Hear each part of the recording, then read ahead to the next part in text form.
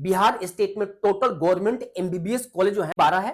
College का complete detail आपके पास होना बहुत जरूरी है। बिहार के ऑलमोस्ट कॉलेज विजिट करके मैंने एक डाटा तैयार किया आप सभी के लिए। गवर्नमेंट एमबीबीएस कॉलेज का फी स्ट्रक्चर मैंने आप सभी को दिखा दिया है। एक्सपेक्टेड कट ऑफ के बारे में, गैप सर्टिफिकेट, कॉलेज का परफॉर्मा 2024 का कट ऑफ जानना है। बिहार स्टेट का एकमात्र कॉलेज। अब मैं आप सभी को कंप्लीट एडमिशन प्रोसेस के बारे में समझा देता हूं। राउंड 1, राउंड 2, राउंड 3 और एसटी राउंड के बारे में आप सभी का स्वागत है। अभी मैं आप सभी को बिहार स्टेट 85% का complete A to Z counselling and admission process के बारे में समझाने वाला हूं। एक्सपेक्टेड कट ऑफ से लेकर कंप्लीट काउंसलिंग के हर एक राउंड, राउंड 1, 2, 3 और एसटी राउंड के बारे में समझाने वाला हूं। शुरू करते हैं।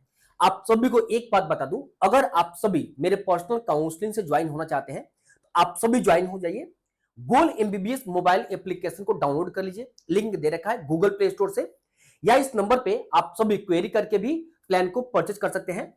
ये बेसिक प्लान है। आप सभी को इस प्लान में मेरा पर्सनल नंबर और इसमें पर्सनल ग्रुप नहीं मिलेगा, बाकी सब डेटा आपको मिल जाएगा, नोटिफिकेशन मिलेगा।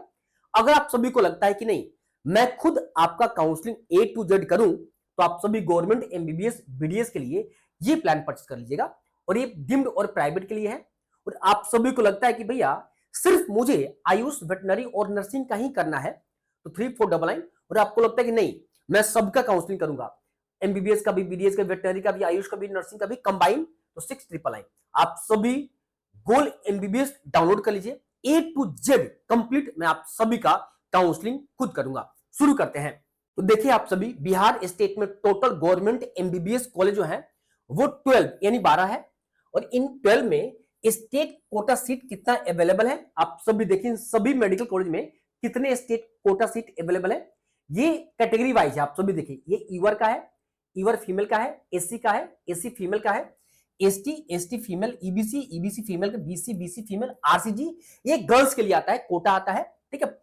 ईडब्ल्यूएस फीमेल का भी इसमें आ गया। और टोटल ये रहा सीट, ये डिसेबिलिटी कोटा का है। टोटल जो सीट है वो 1232 और 61 इसमें आपको डिसेबिलिटी कोटा का भी है, ठीक है, ये देख लीजिए। और 2 बीडीएस आप सभी का कॉलेज, एक पीडीसी पटना और एक रूही नालंदा, ये आप सभी देख लीजिए। 115 सीट है। अब मैं एक बात आप सभी को बता दूं, छपरा का जो मेडिकल कॉलेज है, उम्मीद करता हूं कि इस बार ऐड हो जाना चाहिए। 2024 में ही परमिशन मिला था, नहीं मिला, मे भी इस बार परमिशन मिलेगा। अब मैं आप सभी को इंफॉर्मेशन जरूर दे दूंगा, एक बार इसको आप सभी पहुंच करके देख सकते हैं। अब देखिए, सभी गवर्नमेंट एमबीबीएस कॉलेज का फी स्ट्रक्चर मैंने आप सभी को दिखा दिया है।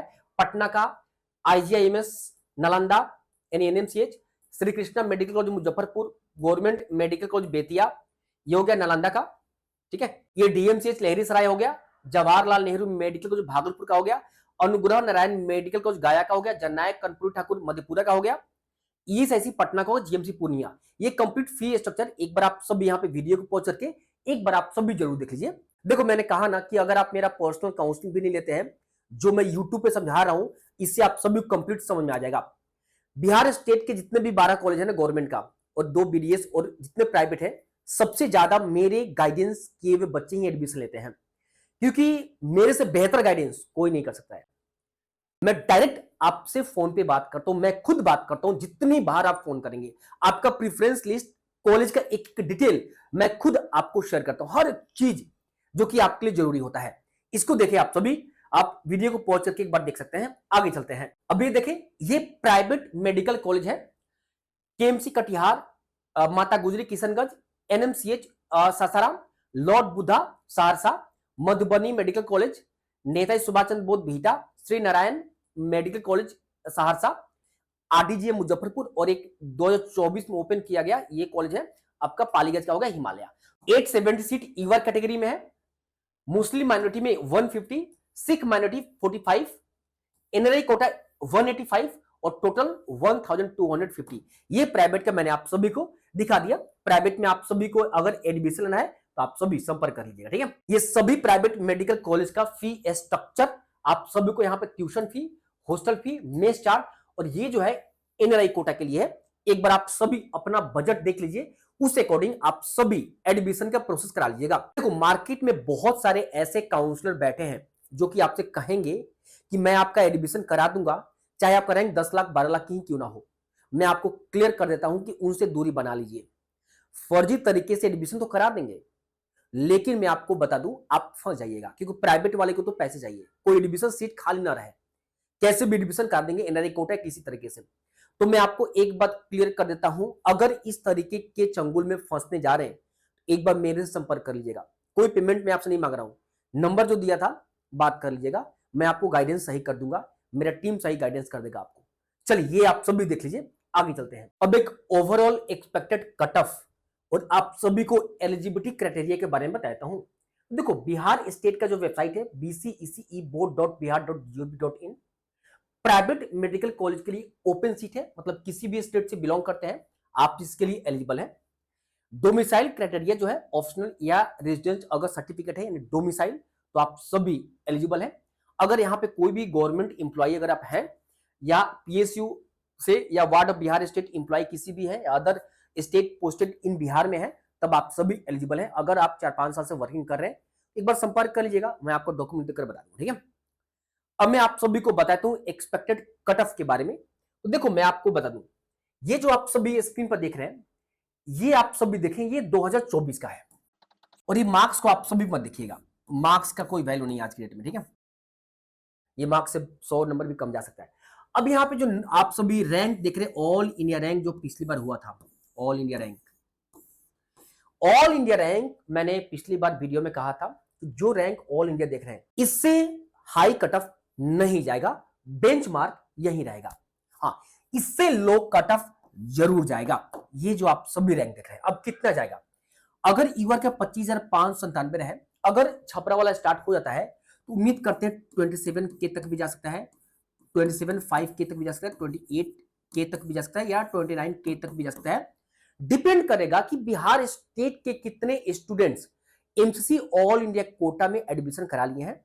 अगर बिहार स्टेट से ज्यादा स्टूडेंट्स ऑल इंडिया कोटा में एडमिशन करा लेते हैं, उतने स्टूडेंट तो चले गए ऑल इंडिया कोटा से, बिहार में वो स्टूडेंट अब भीड़ नहीं करेंगे, भीड़ कम हो जाएगा, इस पर भी डिपेंड करता है। तो उम्मीद करते हैं इस जो भी रैंक है इससे लो ही जाएगा, इससे हाई नहीं जाएगा। मार्क्स पे ध्यान मत दीजिएगा, ठीक है। अब क्वेश्चन ये बोलेगा सर बात बताइए 25,000 जो है वो क्या एक्सपेक्टेड मार्क्स दे सकता है। देखो ये सब प्रेडिक्शन है, बट उस पर फिलहाल हमें ज्यादा माथापीची करने की जरूरत नहीं है।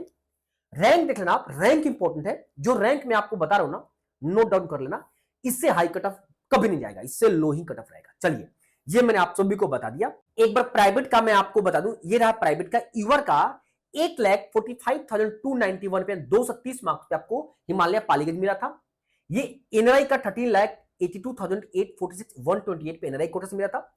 अगर किसी को एनआरआई कोटा से है वो एडमिशन ले सकता है। मुस्लिम माइनॉरिटी का ये रहा 150 मार्क्स, इसके अराउंड है इस बार 12,33,255, और ये रहा सिख माइनॉरिटी का, ठीक है। ये आप सभी को मैंने प्राइवेट का भी बता दिया। अब ये रहा गैप सर्टिफिकेट, अगर आपने क्लास 12 2024 में किया हो या 2024 के पहले किया हो, ये गैप सर्टिफिकेट अनिवार्य स्टेट के लिए भी, ऑल इंडिया कोटा के लिए भी। ये कंप्लीट मैं आप सभी को अपने टेलीग्राम और अपने मोबाइल एप्लीकेशन पे शेयर कर दूंगा, आप सभी जरूर इसको डाउनलोड कर लीजिएगा। चलिए शुरू करते हैं। ये रहा कॉलेज का परफॉर्मा, इसमें आप सभी को, जैसे एक कॉलेज के बारे में Vardhman Institute of Medical Science Nalanda, ये पावापुरी के बारे में बात कर रहा है, कितना फी लगेगा, ये एक्सपेक्टेड फी बताता है। बट मैं जब कॉलेज का डिटेल शेयर करूंगा उसमें कंप्लीट आप सभी को एग्जैक्ट मैं बता दूंगा। मैं आप सभी को एक बार दिखा देता हूं। अब आप सभी देखें काउंसलिंग और एडमिशन प्रक्रिया में, क्योंकि आप सभी को कॉलेज में ही कोई ना कोई एडमिशन लेना है, तो कॉलेज का कंप्लीट डिटेल आपके पास होना बहुत जरूरी है। मैंने लगभग 6 मंथ का मेहनत करके, लगभग बिहार के ऑलमोस्ट कॉलेज विजिट करके मैंने एक डाटा तैयार किया आप सभी के लिए। ये डाटा जब आप सभी मेरे पर्सनल काउंसलिंग प्रोग्राम से ज्वाइन करेंगे तो मैं आपको दूंगा। अगर आप सभी अदर स्टेट का भी चाहते हैं वो भी मैं आपको प्रोवाइड करूंगा। इस तरीके से एस्टेब्लिशमेंट कब हुआ था, कितना बेड कैपेसिटी है, MBBS seat year, nodal centre principal, dean, email complete, first year में हॉस्टल अवेलेबल है या नहीं। देखो इस कॉलेज में हॉस्टल अवेलेबल फर्स्ट ईयर में नहीं है, हॉस्टल सेकेंड ईयर से मिलता है।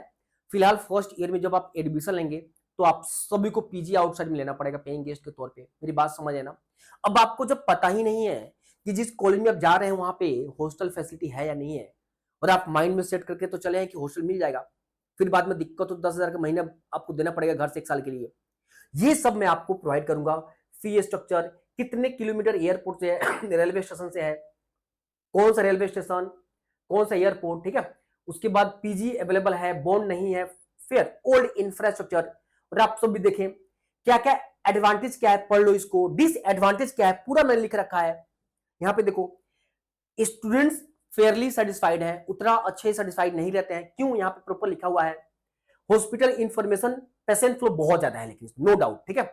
उसके बाद लोकेलिटी आप सब यहां पे देख लीजिए, वेबसाइट वगैरह complete A to Z information मैं आपको दूंगा।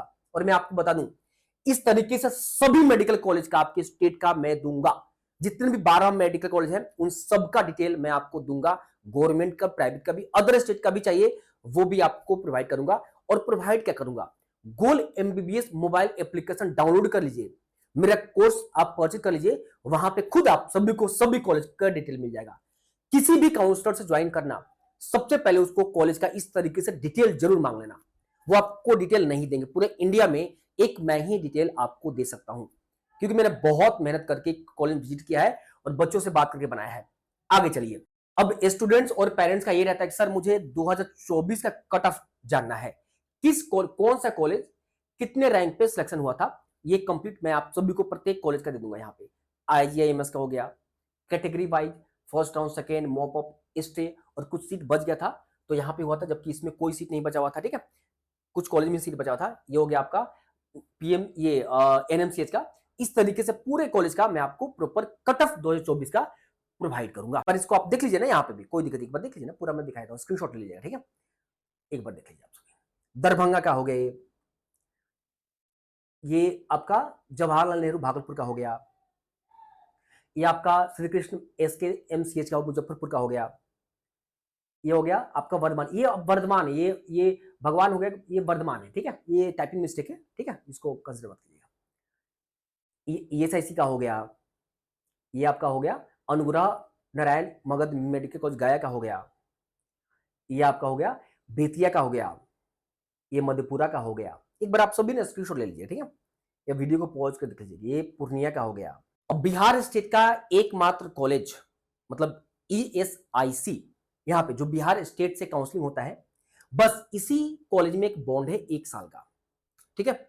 बाकी बिहार स्टेट से जितने भी 12 में से 11 कॉलेज हैं, मतलब एम्स का मैं काउंट नहीं कर रहा हूं, वो तो एमसीसी ओपन से होता है, बिहार स्टेट का बात कर रहा हूं। बिहार स्टेट काउंसलिंग 12 कॉलेज में से कराता है गवर्नमेंट का, उसमें से एक कॉलेज को छोड़कर 11 कॉलेज का बॉन्ड फ्री होता है। ये आप सभी को दिखा दिया। तो जिस तरीके से मैंने आपको सभी को समझाया, आई थिंक इतना समझ में आ गया होगा। अब एडमिशन कैसे करते हैं उसका प्रोसेस मैं आप सभी को दिखाता हूं, सबसे इंपॉर्टेंट और सबसे ज्यादा जरूरी आपके लिए जानना है। अब मैं आप सभी को कंप्लीट एडमिशन प्रोसेस के बारे में समझा देता हूं, राउंड 1, राउंड 2, राउंड 3 और एसटी राउंड के बारे में। शुरू करने से पहले एक बात स्टार्टिंग में क्लियर कर दूं, बीसीईसीई जब ऑफिशियली अपना इंफॉर्मेशन बुलेटिन जारी करता है एडमिशन कैसे कराते हैं उसको लेकर हर राउंड का, उसमें क्या करता है, प्रीवियस ईयर का ही सेम कॉपी हर साल कर देता है। अब होता क्या है, कुछ बदलाव हर साल बीसीईसीई करता है, वो बदलाव का अपडेट नहीं करता है। मैं आपको बता दूं पिछले 2 सालों में इतना प्रॉब्लम बच्चों को झेलना पड़ा है। क्या करता है कि राउंड के 1-2 दिन पहले नया रूल ला देगा और वो रूल इंफॉर्मेशन बुलेटिन में अपडेट नहीं करता है, वो रूल हर बार लास्ट में लाकर आपके सामने दे देगा, जिस वजह से क्या होता है, बच्चे बहुत परेशान हो जाते हैं और भाग दौड़ की स्थिति सामने आता है। मैं आपको इसलिए बता रहा हूं कि मैं जहां अभी मेरा स्टूडियो है, यहां से 1 से 1.5 किलोमीटर बीसीईसी ऑफिस है। मैं हर साल 2 से 3 बार बीसीईसी ऑफिस जाता हूं, उनकी गलती को सुधार करने की एप्लीकेशन फॉर्म देने के लिए, और वो सुधार करते हैं। वहां तो मेरी पहचान अच्छी बन गई है तो वो तुरंत उस पर लागू कर देते हैं। लेकिन उनकी इस लापरवाही का भुगतान हर साल कुछ ना कुछ स्टूडेंट्स करते हैं, क्योंकि ऑल इंडिया कोटा से भी काउंसलिंग करते हैं बच्चे और स्टेट से भी, और उनको रूल्स और रेगुलेशंस पता ही नहीं है कि 2024, 2023, 2022 में क्या था, इस बार 25 में नए आए हैं, तो वो जरूर कहीं ना कहीं प्रॉब्लम्स में पड़ेंगे ही पड़ेंगे। मैं आपको समझा रहा हूं और बीच में आपको बता दूंगा कि वो क्या नया अपडेट नहीं कर रहे हैं जिस वजह से प्रॉब्लम फेस करना पड़ रहा है। शुरू करते हैं स्टार्टिंग से। तो सबसे पहले मैं आप सभी को बता दूं, काउंसलिंग के लिए जब आप सभी बीसीईसीई के ऑफिशियल वेबसाइट पे जब आप सभी रजिस्ट्रेशन करेंगे, तो सबसे पहले पर्सनल डिटेल से लेकर क्वालिफिकेशन से लेकर अपने डोमिसाइल को लेकर सब कुछ आप सभी को वहां पे डिटेल फिलअप करना होगा। कंप्लीट डिटेल फिलअप कैसे करते हैं वो तो मैं आप सभी को बता दूंगा। उसके बाद आपको रजिस्ट्रेशन फी देना होगा 1200 या ईआर बीसी और ईबीसी के लिए 1200 है, जो कि नॉन रिफंडेबल है रजिस्ट्रेशन में। 600 आप सभी को एससी एसटी और डिसेबिलिटी कोटा के लिए लगेगा, नॉन रिफंडेबल। इसके साथ ही सिक्योरिटी मनी आप सभी को पेमेंट करना होगा। गवर्नमेंट मेडिकल डेंटल ईआर और ईडब्ल्यूएस के लिए 10,000 ये रिफंडेबल होगा। Government medical dental SC ST BC EBC के लिए 5,000 रिफंडेबल होगा। प्राइवेट में अगर आप सभी करते हैं मेडिकल के लिए 2 लाख 2 लाख रिफंडेबल होगा और प्राइवेट डेंटल के लिए 50,000 रिफंडेबल होगा। ये मैंने आप सभी को पेमेंट को लेकर समझा दिया। अब मैं आप सभी को बताता हूं काउंसलिंग रूल के बारे में, बहुत इंपॉर्टेंट है। अगर अभी काउंसलिंग रूल नहीं समझते हैं तो निश्चित तौर पे आगे चलकर जब काउंसलिंग के बीच में पढ़ेंगे तो फंसते रहेंगे आप सभी। मैं आप सभी को बता दूं, अगर आप सभी मेरा पर्सनल काउंसलिंग प्रोग्राम लेना चाहते हैं तो ले सकते हैं। गोल एमबीबीएस मोबाइल एप्लीकेशन को डाउनलोड कर लीजिए, लिंक दे रखा है, आप सभी वहां से प्रोग्राम को परचेज कर लीजिए या इस नंबर पे क्वेरी करके आप सभी मेरे से जुड़ सकते हैं। तो यहां पे आपको बता दूं ऑफिशियली 4 राउंड होता है, राउंड 1, 2, 3 और एस्टे राउंड। अगर सीट बचता है तो स्पेशल एस्टे राउंड भी कराया जाता है। यहां पे वही लिखा गया है सब कुछ, जो कि सब कुछ ऑनलाइन है। पहले ऑफलाइन होता था, अब ऑफलाइन नहीं होता है, सब कुछ ऑनलाइन होता है। अब यहां पे बताया गया है कि थर्ड राउंड में भी फ्रेश रजिस्ट्रेशन का सुविधा अवेलेबल है। अगर कोई स्टूडेंट राउंड 1 और 2 में रजिस्ट्रेशन नहीं किया है वो राउंड 3 में जाकर रजिस्ट्रेशन वगैरह कर सकता है। लेकिन अगर राउंड 1 और 2 में आपने किया है और कॉलेज नहीं मिला है तो राउंड 3 में आपको रजिस्ट्रेशन करने की जरूरत नहीं है, वहीं आपको बताया गया है। अब बताया गया है कि जब आप सभी रजिस्ट्रेशन का प्रोसेस कर देते हैं, आप सभी रजिस्ट्रेशन फी पेमेंट कर देते हैं, सिक्योरिटी अमाउंट पेमेंट कर देते हैं, उसके बाद आपको चॉइस फिलिंग करने का मौका मिलता है। बिहार में जितने भी कॉलेज हैं उन सबका चॉइस फिलिंग करना होता है। आप सभी को चॉइस फिलिंग करना मैंडेटरी है। अगर कॉलेज का चॉइस फिलिंग नहीं करेंगे तो अलॉटमेंट आपको नहीं मिलेगा। तो उसके बाद चॉइस फिलिंग आप सभी को ऑनलाइन ही करना है, बीसीईसीई के पोर्टल पे भी, जहां पे आप सभी रजिस्ट्रेशन करेंगे मैं आपको बताऊंगा, वहीं पे आपको यहाँ पे चॉइस फिलिंग करना है। चॉइस फिलिंग करने के बाद आप सभी को डेट दिया रहता है कि इस डेट को रिजल्ट जारी किया जाएगा। तो चॉइस फिलिंग कर दिया, रिजल्ट जारी हो जाएगा। अगर रिजल्ट जारी हो गया तो 2 ऑप्शन रहेंगे। रिजल्ट जारी होने के बाद अगर या तो आपका अलॉटमेंट हो गया, कॉलेज अलॉटमेंट हो गया राउंड 1 में, या नॉट अलॉटमेंट, ठीक है, राउंड 1 में। अगर राउंड 1 में अलॉटमेंट नहीं हुआ तो कोई दिक्कत नहीं है, राउंड 2 में आप एलिजिबल है, आपको ओनली चॉइस फिल करना है। मेरी बात समझ रहे हैं? अगर राउंड 1 में अलॉटमेंट नहीं मिला तो राउंड 2 में सिर्फ आपको चॉइस फिलिंग करना है, आपको रजिस्ट्रेशन करने की जरूरत नहीं है। अगर राउंड 1 में अलॉटमेंट मिल गया तो 2 ऑप्शन है। एक, या तो आप सभी जाकर एडमिशन लीजिए, या आप फ्री एग्जिट कर दीजिए। अब देखिए, एडमिशन लेने के बाद मैं आपको बता रहा हूं, आप सभी को अगर एडमिशन लेना है राउंड 1 में, मान लीजिए आपको पावापुरी के कॉलेज मिला, वर्धमान महावीर पावापुरी का कॉलेज मिल गया और चाहते हैं यहां पे एडमिशन लेना। आपको क्या करना है, जैसे आप लॉगिन करेंगे तो पोर्टल पे दिखेगा कि आपको कॉलेज अलॉटमेंट मिल गया है। तो सबसे पहले जो कॉलेज ऊपर कॉलेज का अलॉटमेंट दिख जाएगा, कौन सा कॉलेज मिला है। उसके बाद आपको विलिंगनेस सबमिट का ऑप्शन देगा। विलिंगनेस सबमिट का मतलब यह होता है आप सभी एडमिशन लेने के बाद अपग्रेड करेंगे। तो क्या होता है कि ऑल इंडिया एमसीसी में कॉलेज को बताना होता है कि हमें अपग्रेड करना है, लेकिन बिहार में क्या करना होता है, आपको ऑनलाइन पोर्टल पे ही आपको मार्क करना होता है। तो जैसे आप सभी को अलॉटमेंट दिखेगा, उसके नीचे पे क्लिक करेंगे तो विलिंगनेस दिखेगा, उस पर क्लिक करेंगे तो 2 ऑप्शन यहां पे दिखेगा। अपग्रेड पे क्लिक करेंगे 2 ऑप्शन, एक दिखेगा फ्रीज, मतलब अपग्रेड नोट अलाउ, और दूसरा दिखेगा अपग्रेड, यहां पे यस का ऑप्शन होगा। ये 2 ऑप्शन दिखेगा, ठीक है। तो अगर आप सभी आप फ्रीज करते हैं, फ्रीज का मतलब पता है कि आप पावरपुरी को ही फाइनल करना चाहते हैं, लेकिन चाहते नहीं, मुझे राउंड 2 के लिए पावापुरी से भी बेहतर कॉलेज चाहिए, तो आप अपग्रेडेशन पे क्लिक करेंगे, वहां पे एक ही ऑप्शन मिलेगा यस। तो अपग्रेडेशन पे क्लिक करेंगे यानी यस हो गया, और उसके बाद डाउनलोड करने का ऑप्शन मिल जाएगा allotment letter. Allotment letter download करने के बाद अब आप सभी डॉक्यूमेंट को ले जाकर पावरपुरी में, अगर आपको अलॉटमेंट मिला है या जिस भी कॉलेज में अलॉटमेंट मिला है, डाउनलोड कर लिया आपने अलॉटमेंट लेटर। अब जो भी आपका डॉक्यूमेंट है, क्या क्या डॉक्यूमेंट लेकर जाना है वो मैं अभी आपको बताता हूं। सभी डॉक्यूमेंट के साथ अलॉटमेंट लेटर लेकर आपको पावरपुरी मेडिकल कॉलेज में जाकर डॉक्यूमेंट वेरिफिकेशन करा देना है। अब बहुत सारे बच्चों का क्वेश्चन रहेगा, वो मैं सॉल्व करता हूं। जब आप सभी जाते हैं पावरपुरी मेडिकल कॉलेज में या कोई भी कॉलेज में, तो डॉक्यूमेंट वेरिफिकेशन के दौरान अगर आपने अपग्रेडेशन किया है तो वो फिलहाल आपसे कोई भी पेमेंट नहीं लेंगे और आपका ओरिजिनल डॉक्यूमेंट भी नहीं रखेंगे। वो आपको वेरिफिकेशन करके एक वेरिफिकेशन स्लिप दे देंगे A4 पेपर का, और उसी स्लिप को लेकर घर आ जाना है। तो कोई भी पेमेंट नहीं करना है, बस डॉक्यूमेंट वेरिफिकेशन स्लिप मिल जाएगा, ओरिजिनल डॉक्यूमेंट भी वो आपको दे देंगे, नहीं रखेंगे। लेकिन अगर आपने फ्रीज कर दिया, यानी अब पावरपुरी का आपने फाइनल कर दिया, या कोई भी कॉलेज भागलपुर को फाइनल कर दिया या मुजफ्फरपुर को फाइनल कर दिया, तो वो आपसे पेमेंट भी ले लेंगे उस कॉलेज का, डॉक्यूमेंट भी रख लेंगे कंप्लीट, और एडमिशन स्लिप आपको दे देंगे। मेरी बात समझ रहे ना? तो आप ये पिछले 2 सालों से चलता रहा है, लेकिन जब आप ब्रोशर पढ़ेंगे तो जितना डिटेल में आपको बता रहा हूं ना, वो आपको नहीं लिखे हुआ मिलेगा। ये चीज को समझना है आपको। खैर, जब आप मेरे पर्सनल काउंसलिंग से जुड़ेंगे तो वो मैं एक एक चीज आपको खुद फोन पर मैं आपको एक्सप्लेन करके समझाऊंगा। ये चीजें मैंने आप सभी को बता दिया, तो आप सभी को ये चीज समझना है।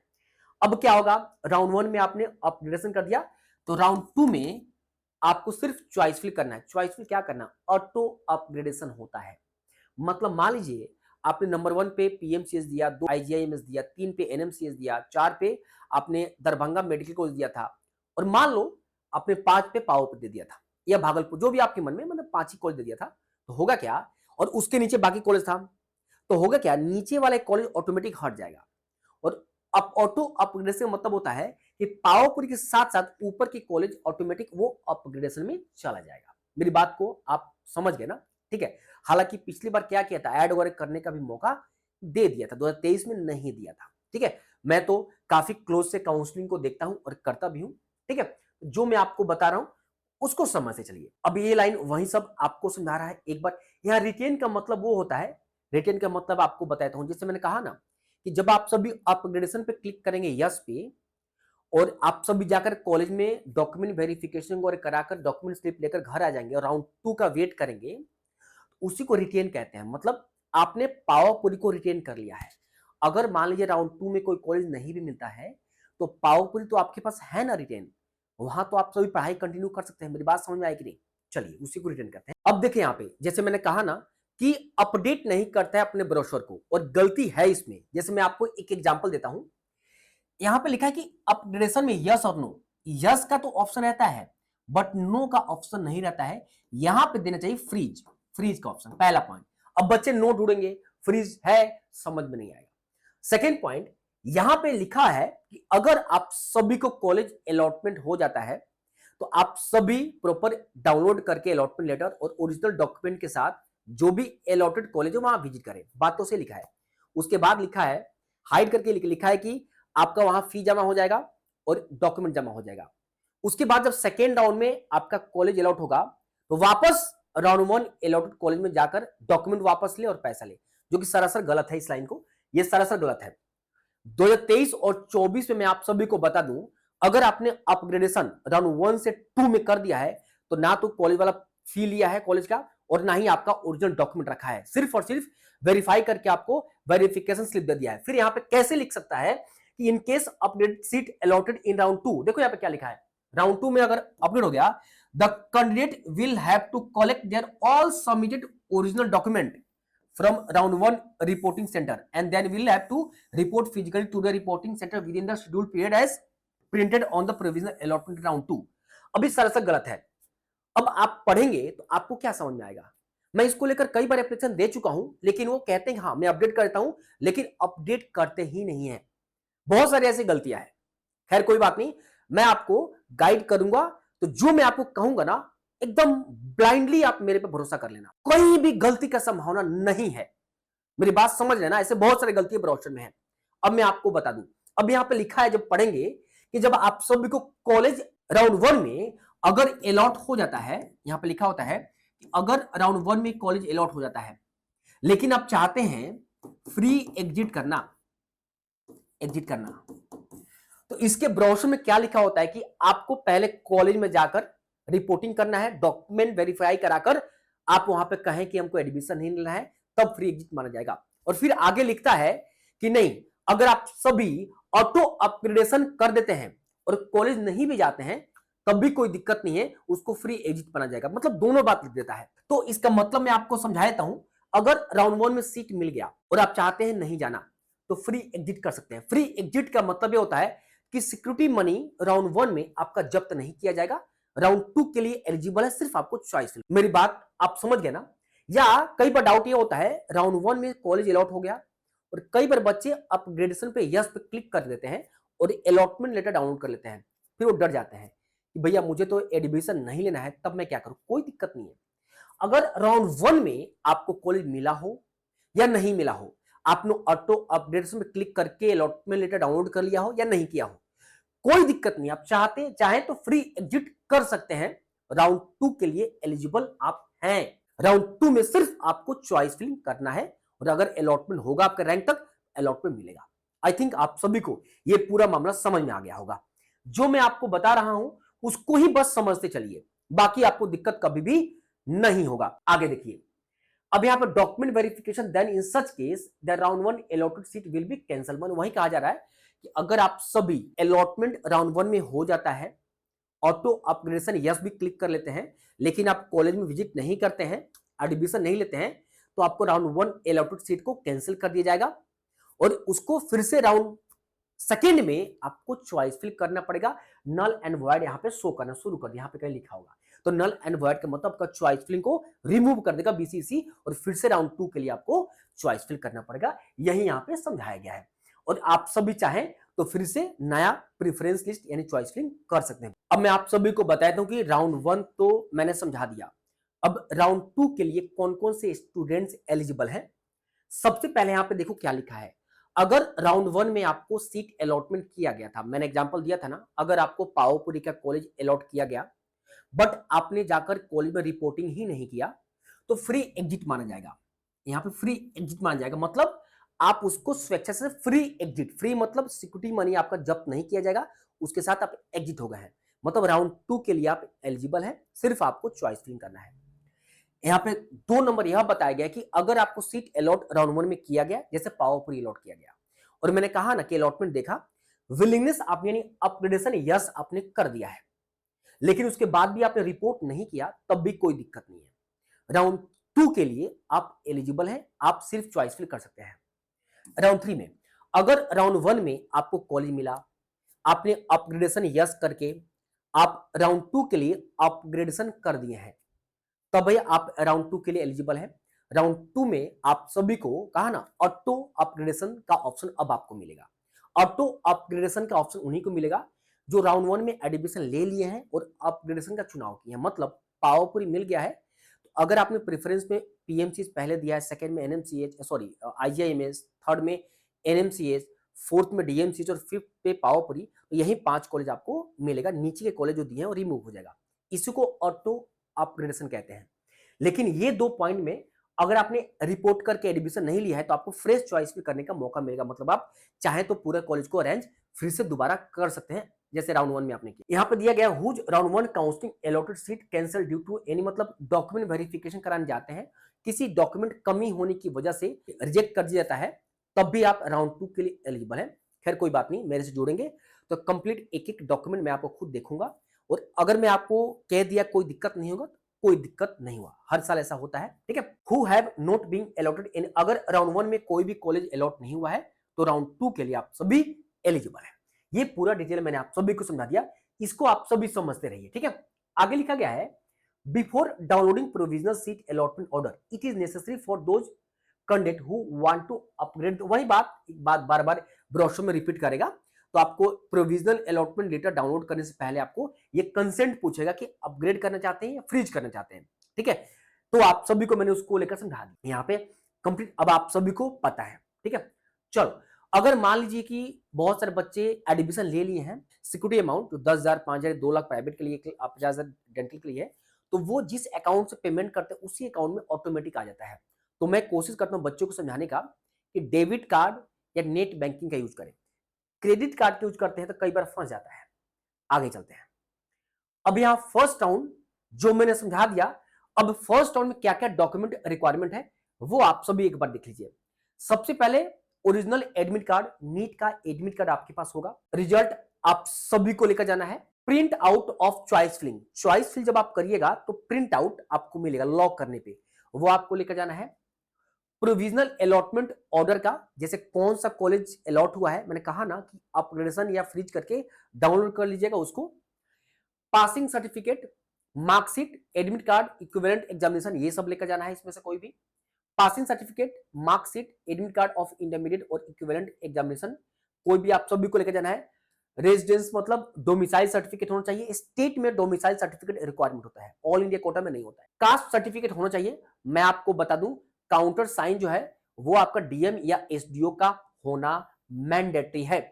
Certificate for residence of Bihar Delhi issue by concern CO, countersign by DM या एसडीओ, ये वेरी वेरी इंपॉर्टेंट है, वेरी वेरी इंपॉर्टेंट। ये बहुत सारे बच्चों को नहीं पता होता, तो मैंने क्लियर कर दूं, या तो डीएम या एसडीओ लेवल, मैं तो कहता हूं डीएम लेवल तक बनवा लो। 3 स्टेप होता है। सबसे पहले जब आप सभी बनवाएंगे तो रेवेन्यू ऑफिसर का होगा, आरओ का, फिर वो बन जाएगा, ऑनलाइन होता है सब कुछ।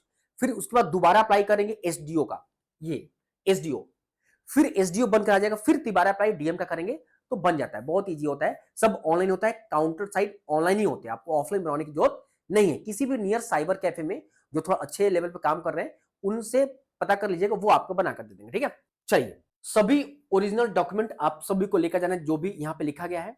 यहाँ पे प्रोस्पेक्टस इफ एप्लीकेबल, अगर आप सभी को कोई और डिसेबिलिटी सर्टिफिकेट है वो भी सब आप सभी को लेकर जाना है। ये आपको 3 कॉपी लेकर जाना है, यहाँ पे 3 कॉपी। और उसकी पासपोर्ट साइज फोटोग्राफ्स आपके पास 6 कॉपी होना चाहिए। जो एडमिट कार्ड पे है वहीं आपको लेकर जाना है। आधार कार्ड होना चाहिए। डाउनलोड ऑनलाइन, जो जब आप सभी फॉर्म को फिलअप करेंगे बीसीईसी के वेबसाइट पे तो part A part B 2 part में आता है, वो खुद आपको दिख जाएगा, वहां से डाउनलोड कर लीजिएगा, या मैं आपको बता दूंगा। वेरिफिकेशन स्लिप, आपको print of verification slip in 2 copy. अब देखो राउंड 2 में अगर जाते हैं तब ये जरूरत पड़ता है, अगर राउंड 1 में है तो ये आपको नहीं ले जाना है, ये राउंड 2 के लिए। मेरी बात समझ गए ना। चलिए राउंड सेकेंड के लिए तो मैंने आपको बता दिया कौन कौन से स्टूडेंट्स एलिजिबल हैं। अब राउंड 3 में आप सभी को बताता हूं, अगर आप सभी अपग्रेडेशन राउंड 1 से 2 में किए हैं तो आप चॉइस फिलिंग को मॉडिफिकेशन भी कर सकते हैं ऑटो अपग्रेडेशन के केस में। अब मैं आप सभी को राउंड 3 के बारे में समझाता हूं। सबसे पहले स्टार्टिंग में एक बात मैं आपको समझा दूं, राउंड 3 का रूल ये कहता है कि अगर आपने बीसीईसीई राउंड 3 से अगर आपको पार्टिसिपेट करना है, इसका एलिजिबिलिटी क्राइटेरिया यह है कि एमसीसी यानी ऑल इंडिया कोटा या ओपन मतलब एम्स बीएचयू करें, ओपन राउंड 3 में कहीं भी एडमिशन आपने नहीं लिया है तभी एलिजिबल है। अगर आप यहां पे एमसीसी यानी ऑल इंडिया कोटा या ओपन से कहीं भी एडमिशन फाइनल हो गया है, ले लिया आपने, बिहार आपको अलाउ नहीं करेगा। मेरी बात को आप समझ गए होंगे। अब मैं आपको जो बता रहा हूं उसको समझिएगा। एक बात और कहता है कि अगर आपने बीसीईसीई राउंड 2 में अगर आपको कॉलेज अलॉट किया गया लेकिन आप रिपोर्टिंग नहीं किए, इसका रूल यह है आपका सिक्योरिटी अमाउंट फोरफिट कर लिया जाएगा, फोरफिट कर लिया जाएगा। मतलब राउंड 1 में फ्री एग्जिट है, सिक्योरिटी जब्त नहीं होता। राउंड 2 में डायरेक्ट चॉइस फिल कर सकते हैं। लेकिन अगर राउंड 2 में कॉलेज मिला, आपने रिपोर्ट नहीं किया, एडमिशन नहीं लिया, तो सिक्योरिटी अमाउंट फोरफिट हो जाएगा। और राउंड 3 में आप सभी जब पोर्टल को ओपन करेंगे तो वहां पर क्लियर दिखाएगा कि सिक्योरिटी अमाउंट पहले आपको पेमेंट करना पड़ेगा, तभी आप चॉइस फिल कर सकते हैं। ये चीजें आप ध्यान में लेकर चलिएगा।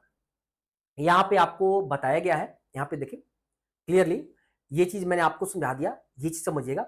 सच candidate who have duly submitted their online application form by depositing security amount for attending the counselling UG में 25 का और रीपेड द सिक्योरिटी, रीपेड मतलब वही राउंड 2 में आपने जब्त करा दिया, या ये जो पहला लाइन कह रहा है कि आपने पहली बार पेमेंट किया है, ठीक है, who have not been allotted in, अगर राउंड 1 में या 2 में आपको अलॉट नहीं किया गया, अगर राउंड 1 में भी कॉलेज नहीं मिला, 2 में भी नहीं मिला, तो राउंड 3 में तो डायरेक्ट चॉइस फिल कर सकते हैं।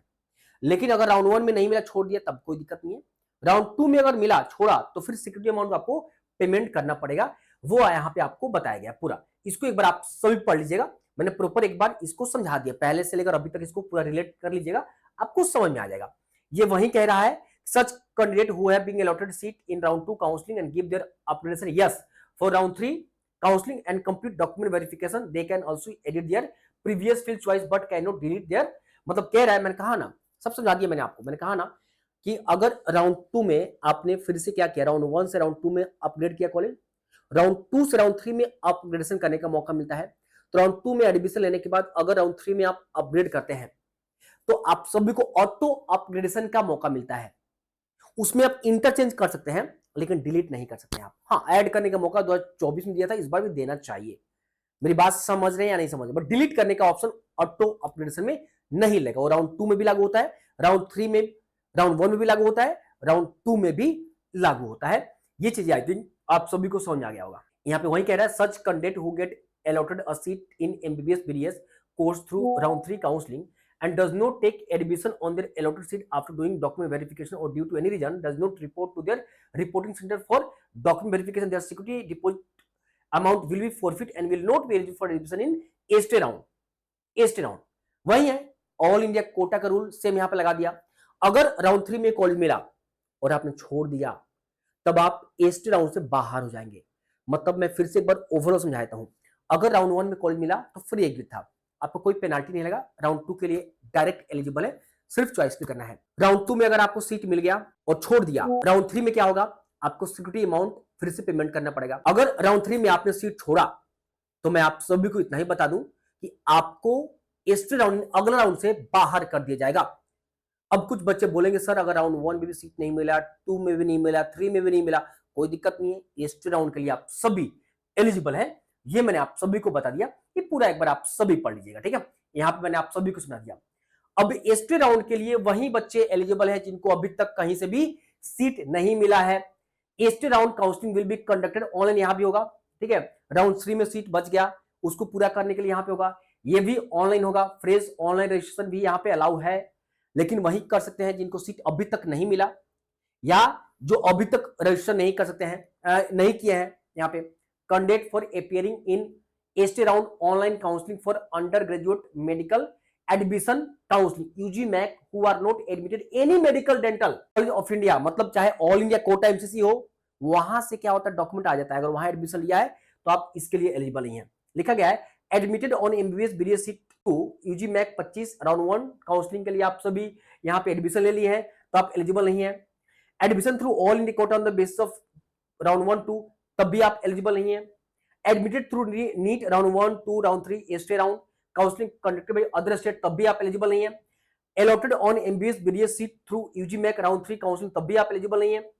Allotted through all in the quota on the basis of NEET 25 round 3 stay round counseling if any candidate duly submitted fresh online application form by providing wrong information, their security deposit amount paid for particular in stay vacancy counseling will be forfeit and will become not eligible to, कहा ना वही चीज है। एक बार इसको पढ़ लीजिए, मैंने कंप्लीट कर दिया। स्टे राउंड में वही बच्चे पार्टिसिपेट कर सकते हैं जो अभी तक कहीं भी, चाहे ऑल इंडिया कोटा का हो या स्टेट का एडमिशन नहीं लिए है। अगर राउंड 3 में आपने छोड़ दिया है, तब भी यहाँ पे एलिजिबल नहीं है बिहार से। तो ये मैंने कंप्लीट डिटेल मैंने आप सभी को समझा दिया। फिलहाल एक काम कीजिएगा, राउंड 1 2 3 माइंड में लेकर चलिएगा, एस्टे तो चलेगा, राउंड 1 2 3 जितना मैंने आप सभी को समझाया ये आप सभी अच्छे से माइंड में लेकर चलिएगा। एक बार बैठा लीजिएगा ना, तो चीजें आपके लिए बहुत आसान हो जाएगा काउंसलिंग का प्रोसेस करना। और मैं आपको बता दूं, अगर आप सभी मेरे से जुड़ना चाहते हैं तो आप सभी डायरेक्ट जुड़ सकते हैं, ठीक है।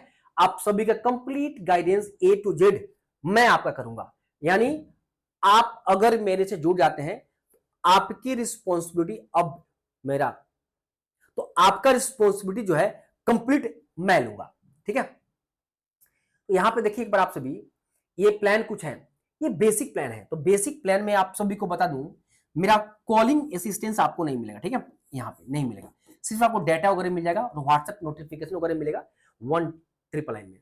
बट अगर आप सब चाहते हैं कि नहीं आपका कंप्लीट काउंसलिंग मैं खुद करूं, तो ये आप सभी ले लीजिए, गवर्नमेंट एमबीबीएस बीडीएस के लिए कंप्लीट ए टू जेड मैं आपका काउंसलिंग करूंगा। इतना समझ लीजिए कि अगर आप मेरे से जुड़ जाते हैं तो आपके रैंक के अकॉर्डिंग जो बेस्ट कॉलेज है वो दिलाने का जिम्मेदारी वो मेरा रहेगा। ये मैं आपको पहले कह, मैं इंडिया के हर एक कॉलेज में 2 4 5 10 बच्चे को मेरे थ्रू एडमिशन हुआ होगा, ठीक है, उनके रैंक के अकॉर्डिंग, ठीक है, जो भी उनके रैंक के अकॉर्डिंग रैंक है उनके अकॉर्डिंग, ठीक है। 4,999 और ये प्राइवेट और डीम्ड का लेना चाहते हैं तो ये रहा, ठीक है। और चाहते नहीं मेरा रैंक ही कम है और बट मैं चाहता हूं कि नहीं मेरे को सिर्फ आयुष वेटनरी या नर्सिंग करना है तो 3,499 और इसमें चाहते नहीं मेरे को सब काउंसलिंग करना है, एमबीबीएस का भी, बीडीएस का भी, वेटनरी का भी, आयुष का नर्सिंग का भी, तो 6,999। अगर आप सभी को प्लान परचेज करना है तो डायरेक्ट आप सभी गोल एमबीबीएस मोबाइल एप्लीकेशन को डाउनलोड कर लीजिए। यहाँ पे गोल एमबीबीएस मोबाइल डाउनलोड लिंक दे रखा है गूगल प्ले स्टोर से, या इस नंबर पे आप सभी संपर्क कर लीजिए। आप सभी को कैसे ये ज्वाइन करना है वो आप सभी को बता दिया जाएगा। अभी कितना ही, मिलते हैं अगले वीडियो में।